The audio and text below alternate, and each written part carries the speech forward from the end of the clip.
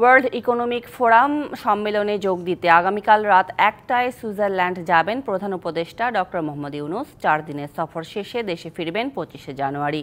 সন্ধ্যায় foreign service একাডেমিতে সংবাদ সম্মেলনে এসব জানান প্রধান উপদেষ্টার উপ প্রেস সচিব আজাদ মজুমদার। তিনি জানান, প্রধান উপদেষ্টা এই সফরে জার্মানির চ্যান্সেলর, থাইল্যান্ডের প্রধানমন্ত্রী, ফিনল্যান্ডের প্রেসিডেন্ট, বেলজিয়ামের রাষ্ট্রপ্রধানের সাথে বৈঠক করবেন। এছাড়া মেটা, অ্যামনেস্টি ইন্টারন্যাশনাল সহ কয়েকটি সংস্থার সাথেও বৈঠক হবে।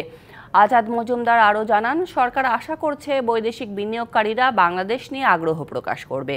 বিভিন্ন দেশের বিনিয়োগকারীরা যাতে বাংলাদেশে বিনিয়োগ করে সে আহ্বান থাকবে প্রধান উপদেষ্টার পক্ষ থেকে। এই সফরে বেশ কিছু গুরুত্বপূর্ণ ডিগনিটারিজ আছেন যাদের সাথে উনি দেখা করবেন। পাশাপাশি WTO ওয়ার্ল্ড ট্রেড অর্গানাইজেশন এর মহাপরিচালক, তার সাথেও এই সফরে মিটিং করবেন।